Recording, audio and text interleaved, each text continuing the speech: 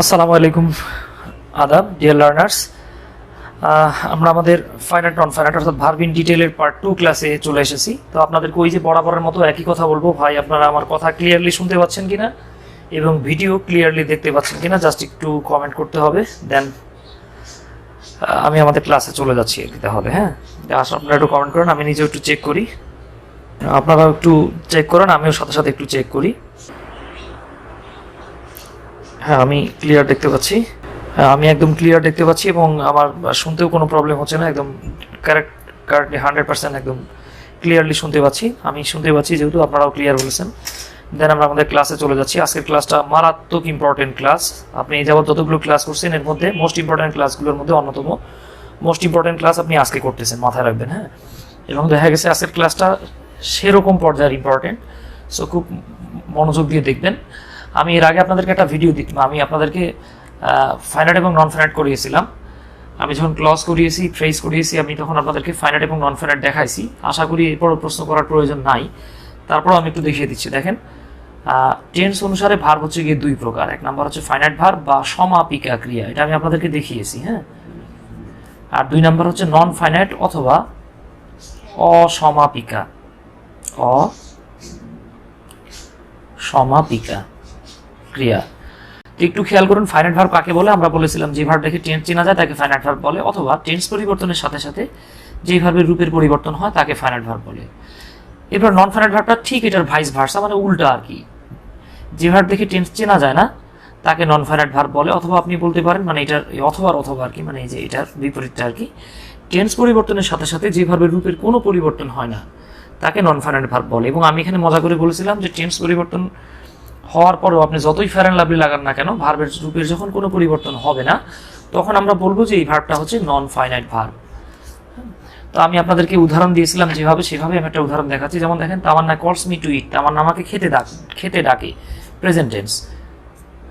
Tamannaah called me to eat, Tamanna আমাকে খেতে ডেকেছিল, পাস্ট টেন্স।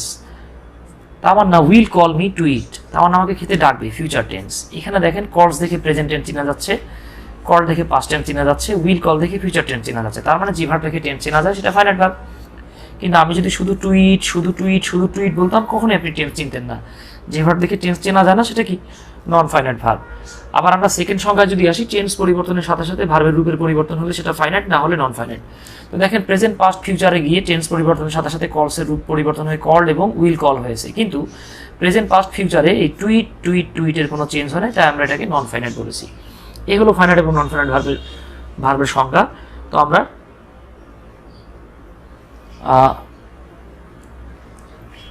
গত ক্লাসে ফাইনাইট ভার্বের মানে গত ক্লাসের আগের ক্লাসে আর কি আমরা ফাইনাইট ভার্বের বিভিন্ন প্রকার দেখেছিলাম। Transitive verb, intransitive verb, cognate verb, magnet verb, হ্যাঁ, ফ্যাক্টিটিভ ভার্ব, অনেক ভার্বে আপনি দেখছেন আর কি, কপুলেটিভ ভার্ব।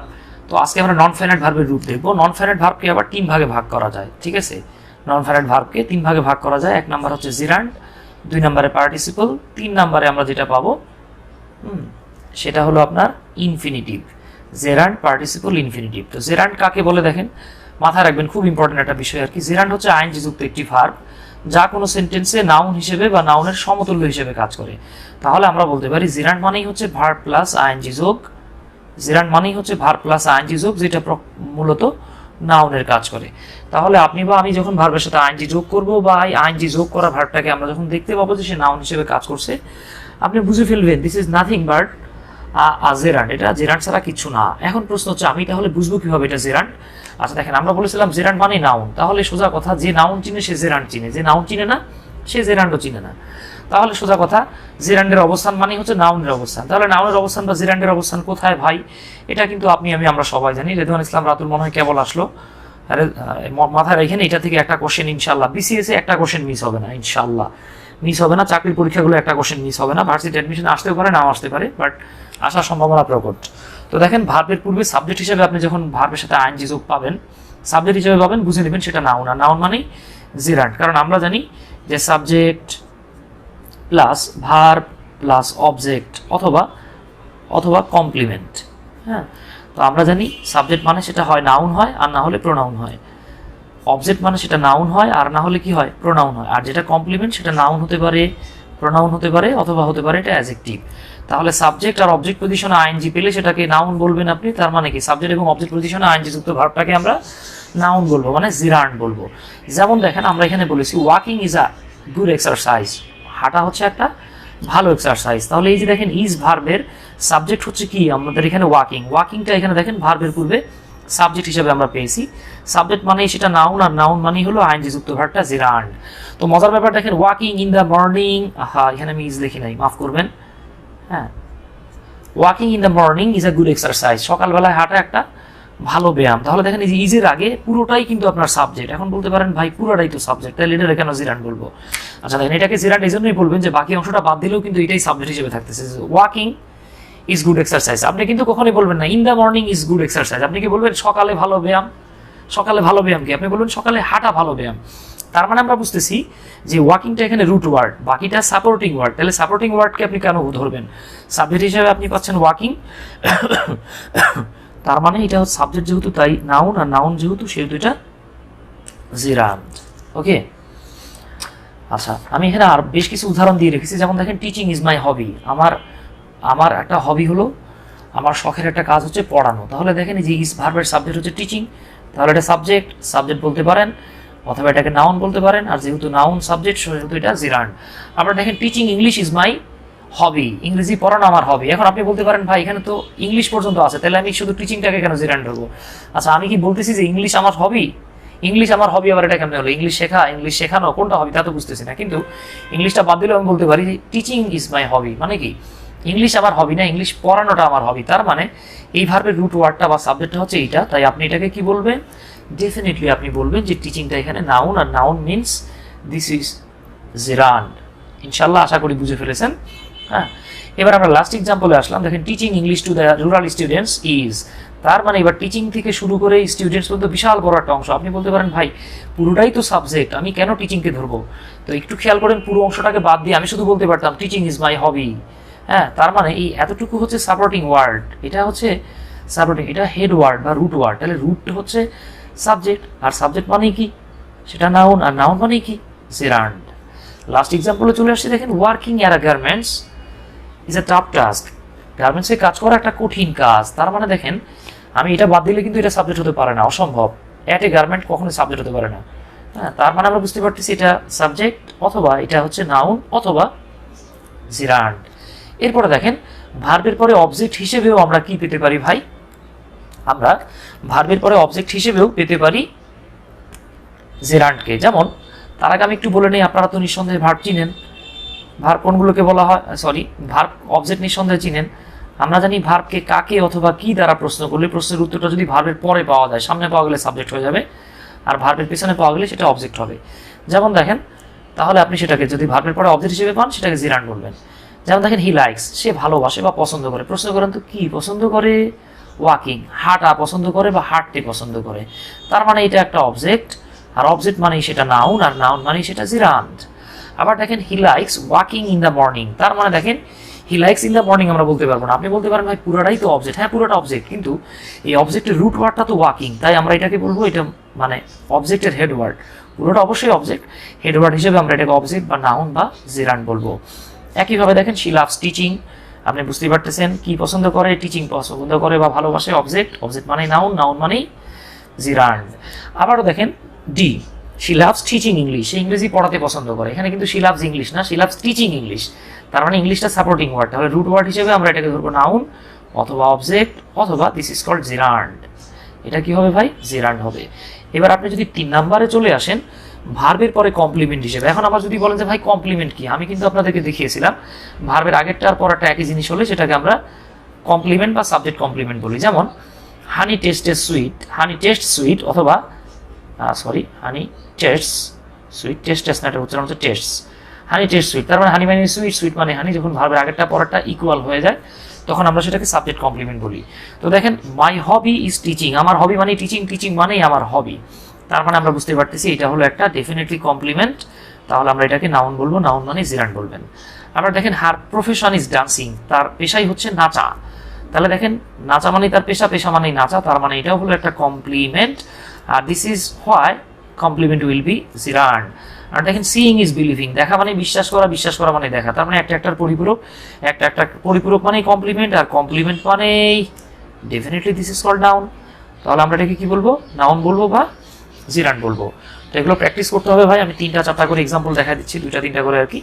তো আপনারা মাথায় রাখবেন, খাতায় শুধু রাখলে হবে না, ইনশাল্লাহ আশা করি আপনারা পারবেন। তো আমরা জানি যে প্রিপোজিশনের পরে প্রিপোজিশনাল অবজেক্ট হিসেবে নাউন বসে।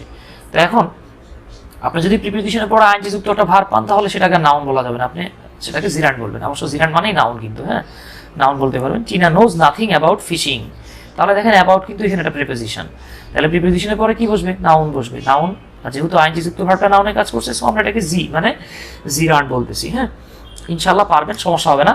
হি কেম হিয়ার, সেখানে এসেছিল ফর জন্য, দেখেন একটা প্রিপোজিশন, হ্যাঁ জন্য, ফর লার্নিং সে শেখার জন্য এসেছিল, তার মানে প্রিপোজিশনের পরে আছে, সো এটা একটা নাউন, আর নাউন মানে আইএনজি যুক্ত ভার্ব নাউন হলে সেটা জিরান্ড হয়ে যায়। এরপরে 5 নাম্বার দেখেন, খুব মজার চমৎকার একটা রুল আর কি। এটা হলো গিয়ে খেয়াল করুন ডিটারমিনার আমরা জানি সংখ্যা, পরিমাণ, আর্টিকেল হতে পারে, পসেসিভ হতে পারে, ডেমনস্ট্রেটিভ হতে পারে, কোনো নাম্বার বা সংখ্যা হতে পারে, অ্যামাউন্ট হতে পারে, পরিমাণ হতে পারে। হ্যাঁ সোজা কথা, ডিটারমিনারের পরে একটি মাত্র আইএনজি যুক্ত ওয়ার্ড থাকলে সেটা জিরান্ড হয়, আর একাধিক থাকলে সেটা বুঝে শুনে জিরান্ড নাকি পার্টিসিপল এটা আপনি বুঝে শুনে নির্বাচন করবেন। হ্যাঁ এক্ষেত্রে ধরা খাইতে পারেন, কর্তৃপক্ষ দায়ী নয়। যেমন দেখেন সেলেনা লাইকস হিজ, তো আমরা জানি হিজ হলো একটা পসেসিভ। হ্যাঁ তো এই পসেসিভটাকে আমি সংক্ষেপে পিসি বলি, কেউ পসেসিভ কেস বলে, কেউ পসেসিভ অ্যাডজেক্টিভ বলে। পিসি মানে প্রিয়াঙ্কা চোপড়া না, পসেসিভ কেস। তো পসেসিভ কেসটা হলো একটা ডিটারমিনারের পরে আমরা সিঙ্গিং পেয়েছি, আর কোনো কথা হবে না, সোজা কথা এটা নাউন, আর নাউন মানেই জিরান্ড। ওকে এবার দেখেন Wasim wanted this painting, Wasim এই পেইন্টিংটা চেয়েছিল। তো দিস হচ্ছে একটা ডেমনস্ট্রেটিভ, আমরা জানি ডেমনস্ট্রেটিভ নিজেও একটা ডিটারমিনার। হ্যাঁ তো ডিটারমিনারের পরে আইএনজি যুক্ত পেয়েছেন ভাই, এটা বলার কি অপেক্ষা রাখে যে এটা একটা নাউন, আর নাউন মানে কি জিরান্ড। এরপরে দেখেন দ্য বোলিং মানে যে ক্রিকেট খেলায় যে বোল করে আর কি। The bowling was mind blowing, বোলিংটা ছিল অসাধারণ। তাহলে ওয়াজটা ভার্ব, আমরা ভার্বের দিকে যাচ্ছি না, যে দেখেন দা একটা আর্টিকেল বা ডিটারমিনার, এরপরে একটা মাত্র ওয়ার্ড নাউন মানে আইএনজি যুক্ত ভার্বটা নাউন হলে জিরান্ড হয়ে যায়। তো এভাবে আমরা খুব সহজে ইনশাল্লাহ এগুলোকে সলভ করতে পারি। আশা করি বুঝতে পারতেছেন, ইনশাল্লাহ সমস্যা হবে না। হ্যাঁ তো এরপরে দেখেন আমরা 6 নাম্বার যে সেকশনটাতে চলে আসছি, মানে রুল নাম্বার 6 আর কি। আমি জাস্ট ভাইটাল বিষয়গুলো দেখাচ্ছি, এরপরেও আপনাকে স্টাডি করতে হবে ভাই। হ্যাঁ the more you study the more you learn, যতই মানে স্টাডি করবেন ততই শিখবেন, দ্য মোর ইউ ফরগেট, এবং ততই ভুলবেন। ভুলে যাওয়াটাই হচ্ছে ব্রেনের একটা স্বাভাবিক প্রক্রিয়া, না ভুলে গেলে বুঝবেন আপনার মানে নিউরনের প্রবলেম আছে আর কি, তা নাহলে ভুলছেন না কেন। হ্যাঁ আচ্ছা তো একটু খেয়াল করি আমরা, একটু দেখেন ভার্ব প্লাস আইএনজি যদি কোনো নাউনের পূর্বে বসে একটি ফ্রেজ তৈরি করে, খেয়াল করেন সেন্টেন্স তৈরি করবে না, ভার্ব প্লাস আইএনজি যদি কোনো নাউনের পূর্বে বসে, অর্থাৎ ভার্বের সাথে আইএনজি যোগ যদি কোথাও থাকে এবং এরপরে যদি একটা নাউন থাকে, তাহলে আপনি এই নাউনটাকে কি বলবেন, will you call it a gerund or will you call it a PP, that is present participle. তো একটু খেয়াল করেন দেখেন, আমরা জানি ভার্বের সাথে আইএনজি যোগ হওয়ার পরে নাউন হিসেবে কাজ করলে আমরা সেটাকে কি বলি ভাই, জিরান্ড। আর যদি সেটা অ্যাডজেক্টিভ অথবা অ্যাডভার্ব হিসেবে কাজ করে তাহলে আমরা সেটাকে বলি পিপি। আরও মজার ব্যাপার হচ্ছে জিরান্ডও হচ্ছে টেকনিক্যালি এক ধরনের মাঝে মাঝে অ্যাডজেক্টিভ হিসেবে কাজ করে, যাকে আমি ওইদিকে যাচ্ছি না, খুব হাই লেভেলের আলোচনা, এগুলো ক্রিটিক্যাল আলোচনায় আমি যাচ্ছি না। হ্যাঁ একটু খেয়াল করুন, ভার্বের সাথে আইএনজি যুক্ত, অর্থাৎ আইএনজি যুক্ত ভার্ব যদি কোনো নাউনের পূর্বে বসে একটি ফ্রেজ তৈরি করে, তবে উক্ত আইএনজি যুক্ত ওয়ার্ডটি, মাত্রটা আমি আসলে ওই যে তাড়াহুড়া করে টাইপ করছি আজকে আপনাদের ক্লাস নেওয়ার জন্য আর কি। আপনাদের ফার্স্ট ব্যাচ তো আল্লাহর মধ্যে কিছুদিন পরে শেষ হয়ে যাবে ইনশাল্লাহ। একটু খেয়াল করুন, ভার্ব প্লাস আইএনজি মানে অর্থাৎ আইএনজি যুক্ত ভার্ব যদি কোনো নাউনের পূর্বে বসে সেটা একটা ফ্রেজ তৈরি করে, তবে উক্ত আইএনজি যুক্ত ওয়ার্ডটি জেরান্ড অথবা প্রেজেন্ট পার্টিসিপল যে কোনো একটা হতে পারে। অর্থাৎ এই যে আইএনজি যুক্ত ভার্বের পরে যখন মানে নাউন থাকবে, তাহলে এটা আপনি জেরান্ডও হতে পারে, আবার পিপিও হতে পারে। আমরা কিভাবে বুঝবো? এই ক্ষেত্রে আপনাকে যে কাজটা করতে হবে, আপনি এদের পজিশন উল্টে দিবেন। পজিশনটা কি করবেন ভাই?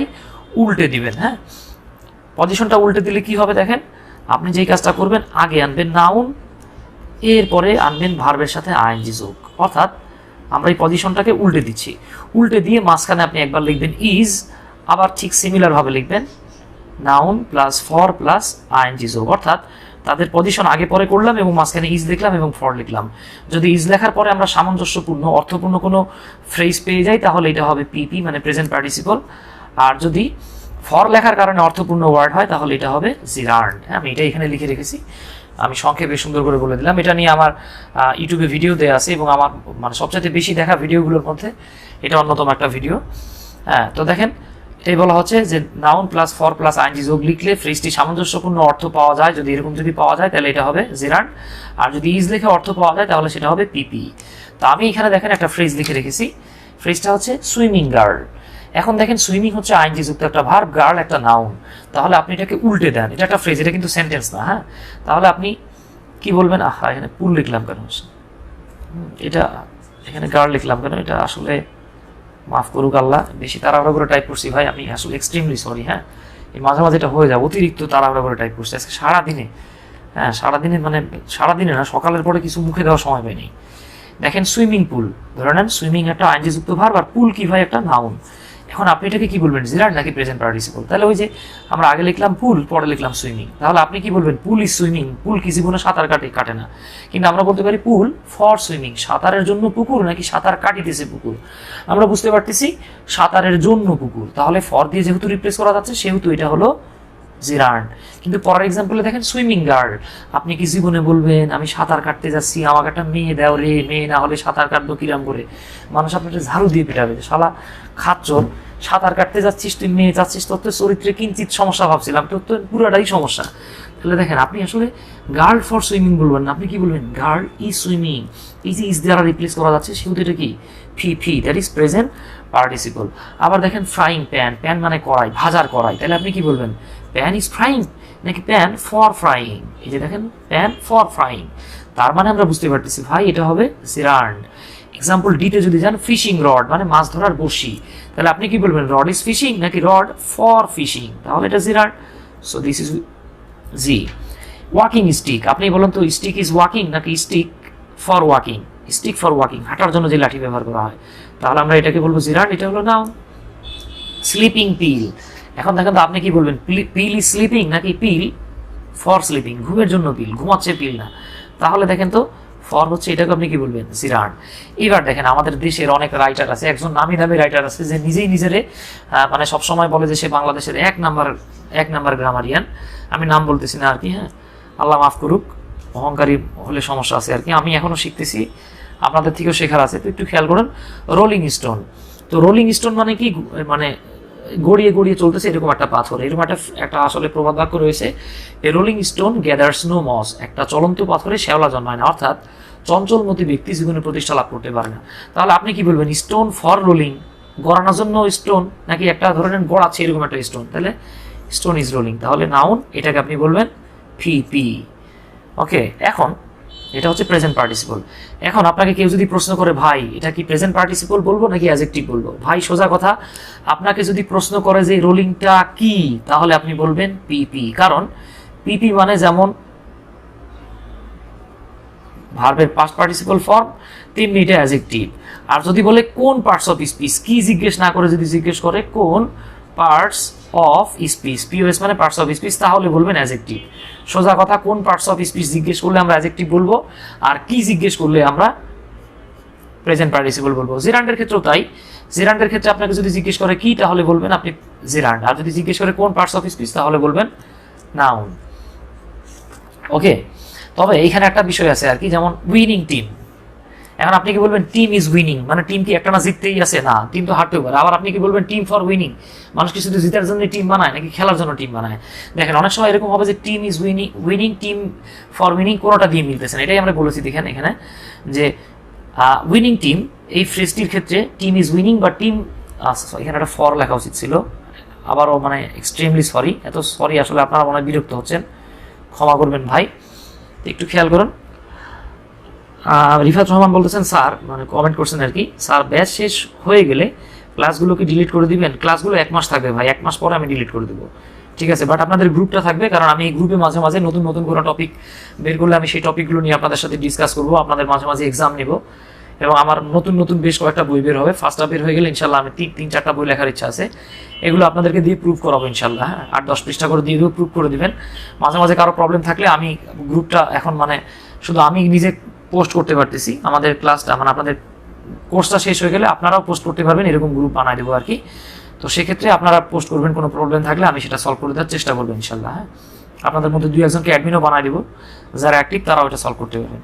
ওকে, আমি এখন ক্লাসে চলে আসি আর কি। দেখেন তো উইনিং টিম, এটাকে আপনি team is winning, team for winning কোনোটাই বলা যাচ্ছে না। এখানে মূলত টিম দ্যাট ওন, এটা হচ্ছে একটা ফ্রেজ, এটা হচ্ছে অ্যাজেক্টিভ ফ্রেজ। দেখেন টিম দ্যাট ওন অথবা টিম দ্যাট হ্যাজ ওন, এই যে অ্যাজেক্টিভ ক্লজটা এটা রিডিউস হয়েছে, এটাকে রিডিউস অ্যাজেক্টিভ ক্লজ বলা হয়। সেটা রিডিউস হয়ে গিয়েছে উইনিং টিম। যেহেতু অ্যাজেক্টিভ ক্লজ রিডিউস হয়ে মানে এটা আইএনজি যুক্ত হয়েছে, তাই আমরা এটাকে কি বলবো, অ্যাজেক্টিভ বলবো, অর্থাৎ প্রেজেন্ট পার্টিসিপল বলবো। তাহলে দ্য উইনিং টিম যদি থাকে তাহলে আপনি এটাকে team is winning, team for winning বলতে পারবেন না, টিম দ্যাট ওন এটা বলবো আমরা আর কি। হ্যাঁ, যে টিমটা জিতে গেছে আর কি, তাহলে এটা হবে পিপি। খেয়াল করেন কিন্তু, হ্যাঁ 2-1টা ব্যতিক্রম থাকে, ব্যতিক্রমগুলোকে মুখস্থ করে অতিক্রম করতে হবে। আর এখানে বেশ কিছু ভার্ব আছে, আমি এটা আর মুখে বলতেছি না, আপনি দেখতেই পাচ্ছেন। প্রয়োজনে আপনি মানে একটা স্ক্রিনশট নিয়ে রাখতে পারেন, আমি যে আপনার স্ক্রিনশট নেওয়ার ব্যবস্থা করে দিলাম। স্ক্রিনশট নিয়ে আপনি এটা মুখস্থ করবেন যে এই ভার্বগুলো আমি মানে এগুলো নেট থেকে কালেক্ট করছি আর কি, বা যে কোনো বইও আপনি পাবেন, হয়তো এর বেশিও পেতে পারেন, অনেক বই কমও পাবেন।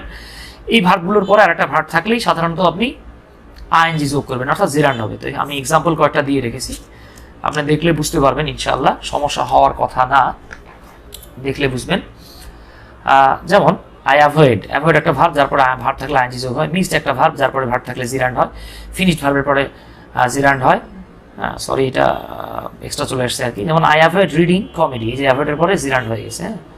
তারপরে দেখেন yesterday she missed taking walk in the morning, গতকাল সে সকালে হাঁটতে মিস করে ফেলছে। তাহলে দেখেন যে মিসডের পরের ভার্বটা জিরান্ড হয়ে গেছে। দেখেন ফিনিশড, ফিনিশ মানে শেষ করা, স্টার্ট মানে শুরু করা, অর্থাৎ শুরু করার যতগুলো সমার্থক শব্দ আছে, ভার্ব আছে, শেষ করা যতগুলো সমার্থক ভার্ব আছে, যেমন স্টার্ট মানে শুরু করা, কমেন্টস মানে শুরু করা, আপনার কমেন্টস মানে শুরু করা, স্টার্ট মানে শুরু করা, বিগিন মানে শুরু করা, শেষ করার যতগুলো ভার্ব আছে, যেমন কমপ্লিট, ফিনিশ, স্টপ, পারফর্ম, এই ভার্বগুলোর পরে মানে শুরু করা শেষ করা ভার্বগুলোর পরে ভার্ব থাকলে সাধারণত তাদের সাথে আইএনজি যোগ হয়, অর্থাৎ জেরান্ড হয়। তো এইবার আমরা মানে মোটামুটি আমরা শেষ করলাম আর কি। তো এইভাবে আপনি মানে সোজা কথা, আমি এখন হয়তো সবগুলো দেখায়ও নাই, মানে যে যে জায়গাগুলোতে নাউন বসে সেই জায়গাগুলোতে জিরান্ড বসবে ভাই, সোজা কথা মনে রাখবেন। এবার আমরা পার্টিসিপলে চলে আসলাম, যে পার্টিসিপল কোনো সেন্টেন্সে অ্যাডজেক্টিভ হিসেবে কাজ করে অথবা অ্যাডভার্ব হিসেবে কাজ করে। খুব দুঃখ লাগে যে বাংলাদেশের 90% বই বলেই না যে পার্টিসিপল অ্যাডভার্ব হতে পারে, খুবই দুঃখ লাগে ভাই। এখন মনে রাখবেন পার্টিসিপল আবার 3 প্রকার, এক হলো প্রেজেন্ট পার্টিসিপল, 2 নম্বরে পাস্ট পার্টিসিপল, এবং 3 নম্বর যেটা পাচ্ছি সেটা হচ্ছে পারফেক্ট পার্টিসিপল। হ্যাঁ, ভার্বের সাথে আইএনজি যোগ হয়ে যখন সেটা অ্যাডজেক্টিভ অথবা অ্যাডভার্ব হিসেবে কাজ করে আমরা তখন সেটাকে বলি প্রেজেন্ট পার্টিসিপল। ভার্বের থার্ড ফর্মকে আমরা বলি পাস্ট পার্টিসিপল। আর হ্যাভিং এর পরে যখন V3 থাকে, V1 লিখছি, এটাও আমার মিস্টেক, আল্লাহ আমারে মাফ করুক, আপনাদের ভালো রাখুক। তো দেখেন আপনাদের মূলত বেশিরভাগ কোশ্চেন থাকে প্রেজেন্ট পার্টিসিপল থেকে, তাই আমি আজকে জিরান্ড আর প্রেজেন্ট পার্টিসিপলটাই আলোচনা করব। পাস্ট পার্টিসিপল, পারফেক্ট পার্টিসিপল এগুলো আপনি দেখে নিন, বা আপনার যদি প্রয়োজন হয় আমাকে নক দিন, আমি গ্রুপে পিকচার পোস্ট করে দেবো কিছু। হ্যাঁ, তো দেখেন আমার মূলত কোশ্চেন আসে জিরান্ড আর প্রেজেন্ট পার্টিসিপল থেকে, আসেই মিস নাই আর কি। হ্যাঁ, তো একটু খেয়াল করেন, তাহলে আমরা এই পেলাম আর কি পার্টিসিপল 3 প্রকার, present participle, past participle, perfect participle. এখানে V1 লিখছিলাম, আসলে এখানে আবার V3 লিখছি। হ্যাঁ, আপনাদের পারফেক্ট পার্টিসিপল নিয়ে কিন্তু আমি আপনাদেরকে ড্যাংলিং মডিফায়ার আলোচনা করেছি, আপনাদের গ্রুপে যে ড্যাংলিং মডিফায়ার আলোচনা করছি। সো এখানে দেখলে হ্যাভিং এর যে বিষয়টা দেখতে পাবেন, আমি হ্যাভিং অ্যাক্টিভে দেখাইছিলাম হ্যাভিং প্লাস V3, আর প্যাসিভে দেখিয়েছিলাম হ্যাভিং বিন প্লাস V3। হ্যাঁ, ওটা একটু দেখে নিন। তাহলে এখন আমরা প্রেজেন্ট পার্টিসিপলে চলে আসলাম। খেয়াল করেন, খুব ভাইটাল একটা পয়েন্ট, ভেরি ভেরি ইম্পর্টেন্ট। 3টে স্টার দিলাম, সুপার স্টার। প্রেজেন্ট পার্টিসিপল হলো আইএনজি যুক্ত একটি ভার্ব যা কোনো সেন্টেন্সে অ্যাডজেক্টিভ বা অ্যাডভার্ব হিসেবে কাজ করে। তাহলে আইএনজি যুক্ত একটা ভার্ব যখন কোনো সেন্টেন্সে অ্যাডজেক্টিভ বা অ্যাডভার্ব হিসেবে কাজ করবে, আপনি তখন ডেফিনেটলি ধরে নেবেন যে সেটা হলো একটা পিপি, মানে প্রেজেন্ট পার্টিসিপল। তো একটু খেয়াল করেন, আমি এখানে 1 নম্বরে লিখে রেখেছি লিঙ্কিং ভার্ব। লিঙ্কিং ভার্ব আপনাকে জানতে হবে, গত ক্লাসে লিঙ্কিং ভার্ব আলোচনা করছি। স্যার আপনি চাইলে আমার ইউটিউব চ্যানেল থেকেও লিঙ্কিং ভার্বটা দেখে নিতে পারেন ভাই। হ্যাঁ, অনন্ত সাহেব বলতেছেন কি যেন বললেন গ্রুপে, ভিডিও কেন ডিলিট করবেন স্যার? না, ভিডিও ডিলিট করব কারণ আমি প্রাইভেট রাখবো না এটাকে। আচ্ছা, এরপরে present participle versus perfect participle. Sir পিডিএফগুলো মেসেঞ্জার গ্রুপে আপলোড করলে ভালো হয়। আচ্ছা ঠিক আছে, মেসেঞ্জার গ্রুপে আপনাদের যেটা আছে সেখানে পিডিএফগুলো আপলোড করে দেবো, সমস্যা নাই। সমস্যা হলে আমাকে প্রাইভেটলি মেসেজ ইনবক্সেও তো নক দিতে পারেন, আমি আপনাকে পিডিএফ দিয়ে দিলেই তো হয় ভাই। আচ্ছা যাক, তো লিঙ্কিং ভার্ব এরপরে আইএনজি যুক্ত ভার্ব থাকলে উক্ত ভার্বটিকে কি অথবা কেমন দ্বারা প্রশ্ন করবেন। যদি কি প্রশ্নের উত্তরে অ্যান্সার পেয়ে যান তাহলে হবে জিরান্ড, আর কেমন প্রশ্নের উত্তর যদি পেয়ে যান তাহলে হবে প্রেজেন্ট পার্টিসিপল। তার মানে দেখেন আপনি জিরান্ডের কিছু অংশ কিন্তু এখানে আলোচনা পাচ্ছেন।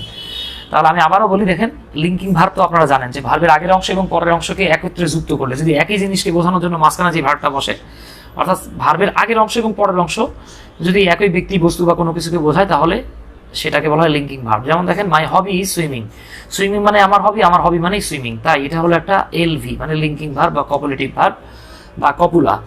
তাহলে এখন দেখেন এই সুইমিংটা জিরান্ডও হতে পারে, প্রেজেন্ট পার্টিসিপল হতে পারে। কি হতে পারে আমরা একটু খেয়াল করি, আমরা প্রশ্ন করি আমার হবি হলো সাঁতার কাটা, তাহলে আপনি একটু প্রশ্ন করেন তো আমার হবি কি, সাঁতার কাটা নাকি আমার হবি কেমন সাঁতার কাটা? তো দেখেন আমরা কেমন না কি প্রশ্নের উত্তরে পেলাম সুইমিং, তাই এটা জিরান্ড, তাহলে আমরা এটাকে বলবো জিরান্ড। কিন্তু আমি যদি বলি মাই হবি ইজ ইন্টারেস্টিং, ইন্টারেস্টিং না কিন্তু, হ্যাঁ ইন্টারেস্টিং না, এটা হচ্ছে ইন্টারেস্টিং, এখানে এটা সাইলেন্ট থাকে, উহ থাকে, আসলে এটা উহ না উজ্জ থাকে আর কি। দেখেন মাই হবি ইজ ইন্টারেস্টিং, আমার হবিটা হচ্ছে খুব আকর্ষণীয় বা চমৎকার। একটু খেয়াল করে দেখেন তো ভাই, আপনি এবার প্রশ্ন করেন তো আমার হবিটা কি নাকি আমার হবিটা কেমন, কেমন ইন্টারেস্টিং, তার মানে কেমন প্রশ্নের উত্তরে আমরা পেয়ে গেছি এটা পিপি প্রেজেন্ট পার্টিসিপল।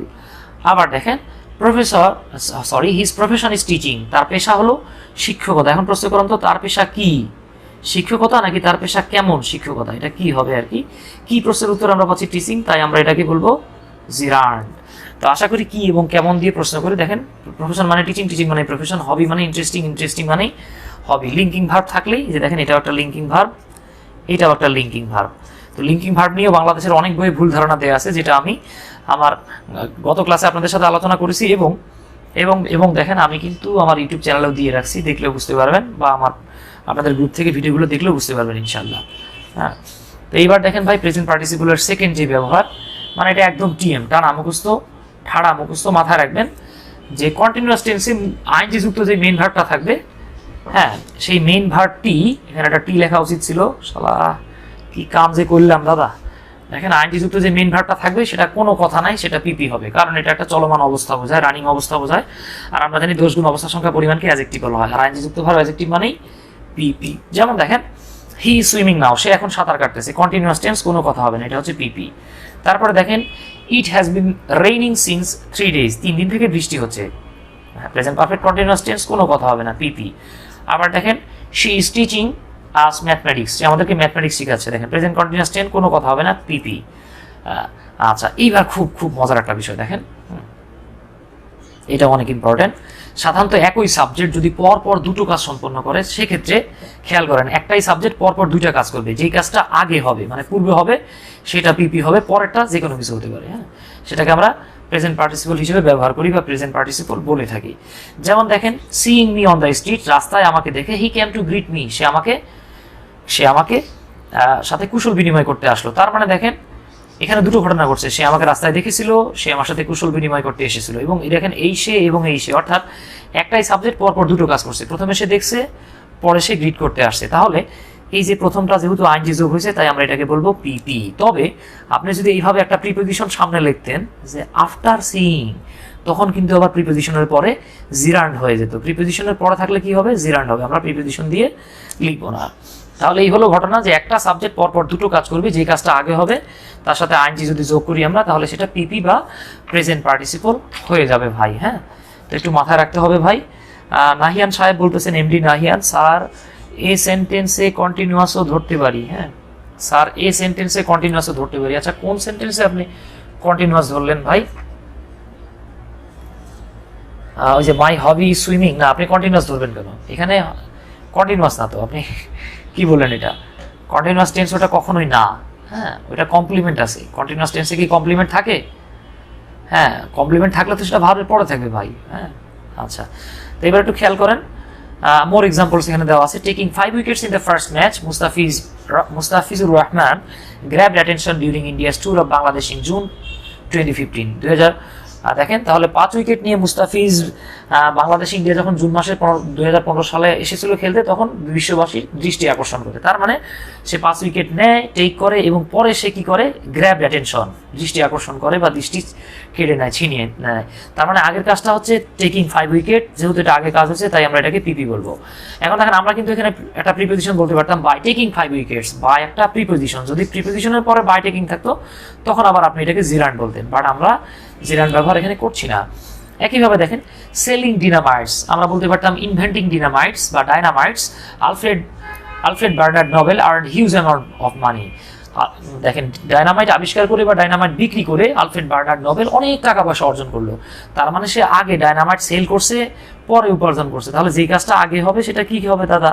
পিপি হবে। হ্যাঁ, তো এভাবেই আমরা এটাকে খুব সহজে বুঝতে পারি। আরেকটা অংশ আছে আর কি, যেটা আমি টাইপ করে শেষ করতে পারি নাই।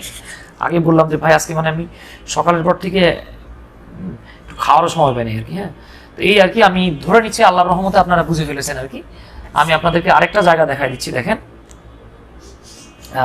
আমরা মনে হয় কত নাম্বার পর্যন্ত যেন দেখলাম রুল, আমরা 3টা রুল দেখেছি আর কি। এবারে আমরা 4 নাম্বারে আসছি আর কি। দেখেন আমরা জানি যে ভার্বকে, খেয়াল করুন, আমরা জানি ভার্বকে কিভাবে দ্বারা প্রশ্ন করলে, কখন, কোথায়, কিভাবে, কেন, কতটুকু, কতবার, কততম ইত্যাদি দ্বারা প্রশ্ন করলে আমরা জানি অ্যাডভার্ব পাওয়া যায়। খেয়াল করুন কি পাওয়া যায়? অ্যাডভার্ব। হ্যাঁ, এটা আমরা একটু মাথায় রাখবো, ভার্বকে কিভাবে দ্বারা প্রশ্ন করলে অ্যাডভার্ব পাওয়া যায়। আমি এখন আপনাদেরকে দেখাবো যে প্রেজেন্ট পার্টিসিপল অর্থাৎ আইনযুক্ত ভার্ব অ্যাডজেক্টিভ না হয় কিভাবে অ্যাডভার্ব হয়। তো একটু মাথায় রাখবেন, যখন ভার্বের শেষে দ্বিত্ব থাকবে ইতে ইতে, হ্যাঁ, যখন ভার্বের শেষে ইতে ইতে থাকবে, হ্যাঁ, ইতে ইতে, তখন আমরা একদম সেন্টেন্সের শেষ মেশ ভার্বটার সাথে আইএনজি যোগ করব।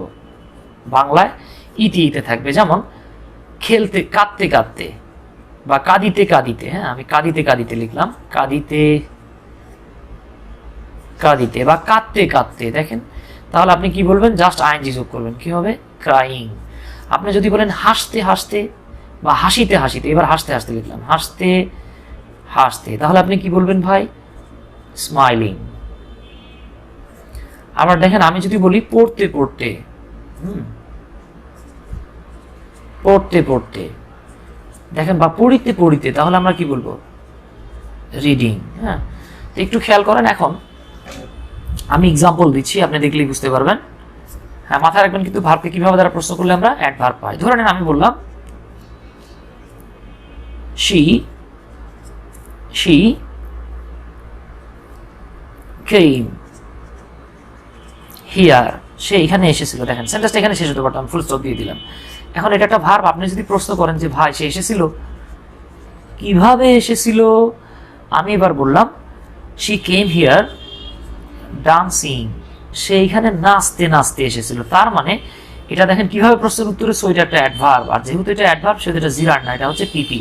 তার মানে present participle can also be an adverb. এই আর কি ভাই। তো এবার আমি বি এক্সাম্পলে চলে যাচ্ছি। রিফাত রহমান বিশাল মেসেজ লিখছে, কি লিখছেন যেন? মানুষ মাত্র ভুল হয়, আর আপনি তো সারাদিন অনেক তাড়াতে থাকেন, তাই ভুল হওয়া স্বাভাবিক। আমরা আপনাকে অনেক ভালোবাসি, তাই সবসময় পাশে আছি। জি ভাই, জাজাকাল্লাহু খাইর, আল্লাহ আপনাদের মঙ্গল করুক।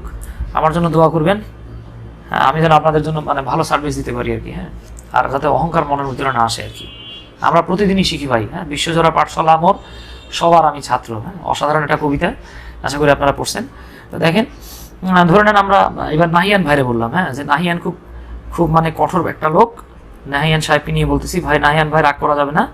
Nahiyan can kill anybody,